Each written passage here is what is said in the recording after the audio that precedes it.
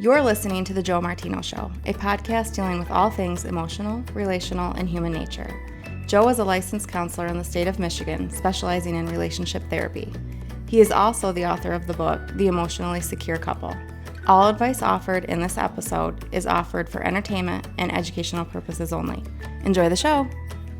All right, welcome back. Hopefully your summer is going well. I know it always goes too fast for me, and I feel like we no sooner get out of school, we hit Father's Day weekend, and once Father's Day weekend comes, I feel like summer's over. Like you take a breath and summer's over, and I don't like that. All right, I want to get to the email first. I had a couple emails of people writing in talking about how do I respond to someone who pressures me to believe something about myself or who tells me something about myself that I don't agree with. And I got to tell you, I know this is going to upset some of my friends. One of the number one ways that I hear this is when I talk to teenagers in high school that they feel like there's a lot of pressure on them to state that they are part of the LGBTQ plus questioning society or group, not society, group. And I mean, I talked to quite a few teenagers who tell me like, I'm not gay, I just have a close friend of the same gender, and I don't know how to answer my friends without like sounding in some way that they're going to take offensively or that they're going to be offended by, and I don't want to offend them. What do I do? One person wrote in and he wrote that his sister-in-law is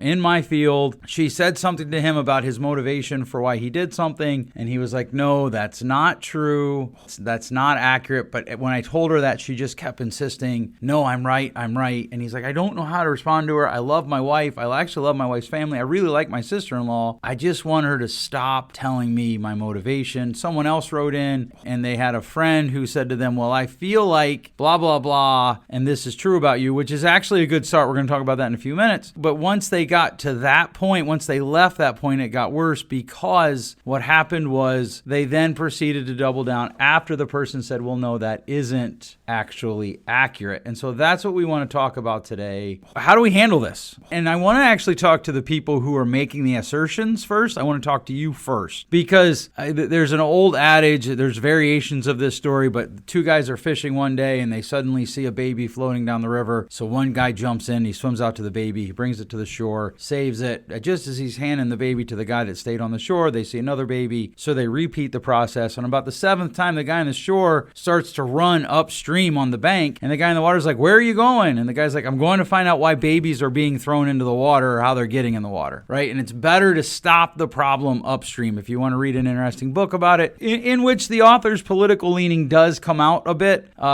Chip or Dan Heath, I don't remember which one, they have a book called Upstream that talks about this and shares a version of that story. Okay, so let's talk to the people who are making assertions about other people first. And this is really important. I talk to a lot of couples about this. Like, hey, here is a better way to communicate. One of the jokes that you've heard me say probably hundreds of times is that every problem that a couple has when they come to therapy, their problem is communication. And it's always interesting to me that the people who double down on that are the least likely, in my experience, to do what I ask them to do when it comes to communication. And one of the places that I get the most pushback is on this idea of what I'm about to tell you, which is this. When you talk about another person's behaviors, especially their motivations, you need to position what you're saying as wrong, as possibly wrong, You need to position it as it could possibly be wrong because you don't live inside someone else's head. Everybody thinks they're so smart that they can figure everybody else out when almost all the data says that we're often wrong far more often than we're not. Read Malcolm Gladwell's book, Talking to Strangers, where he actually shows you the data that says the more convinced you are that you understand a person's motivations, the more likely you are to be guilty of confirmation bias, and the more likely you are then to ignore any evidence that suggests you're wrong. And one of the reasons that this is so difficult is because we have to be humble about how we communicate to other people because we don't know other people inside as well as we would like. Period. I've known my wife over half my life, over half her life, and there are still times I say to her, hey, I wonder, I think maybe this is a possibility, I'm wondering if, and when she says no to me, even if I'm convinced that I'm right, I have to make allowances that I could be wrong. Not only is this good communication, but it's just polite to the other person. And if you don't like those reasons, that's fine. Look at it as a method of self-preservation because you could be wrong. You don't know things, especially when you're talking to people who aren't in your intimate circle, which if you're remembering, you can only have have 1 to 1.5. I know people don't come in halves, so do with that what you will. But 1 to 1.5 people in your intimate circle. And so if you're talking about someone outside your intimate circle, you don't know what they've done, that if you did know, it might change how you viewed what you were saying. In other words, there's a problem with known unknowns versus unknown unknowns. When you have a known unknown, you know, okay, look, there's this stuff here that I don't know. But unknown unknowns are the most dangerous because you act like you do know whatever that information is often. So if you tell someone, hey, blah, blah, blah, like this guy that wrote in about his sister-in-law telling him, and there was probably about 8 emails over the last 3 months related to this at some level. But this guy was interesting to me because he's like, look, it's not even that I don't like her. I do like her. I just want her to stop telling me what my motivations are because she's wrong, because she doesn't know me that well. I only see her 3 or 4 times a year. And my wife tells me that they don't talk. Now, I know there's going to be people out there, and this is the reason I picked this story to illustrate this podcast. I believe that there will be people out there who will be like, well, Joe, his wife is probably actually talking to her sister more than he knows. And I bet that she's telling her things that he doesn't know she's telling him. And that actually, if you thought that, you actually illustrated the point that I'm trying to say. You can think that, but you can't state it as fact. If you remember the 6 rules of communication, which I have not talked about here in a long time, there are 6 rules of communication that we teach to everybody that we can. We do it in conferences. We do it in one-on-one counseling. We do it in couples counseling. I do it in business consulting. The 6th rule is today's news. It's one topic at a time. The rule right before that is issues, not people. Dealing with the issue, not the person. And then the rule right before that is facts only. And I often tell people this is the difference between what you could testify to knowing in court and what you could testify to thinking you know in court. You could not do both. You can do both, but you can't do it about the same thing, right? And so a lot of times we talk about things that we think as though they're fact. You did this because, and whatever comes next, we state as fact. We should state it as a question. Did you do this because? Or I'm wondering if you did this because, or I think you did this because. All of those could be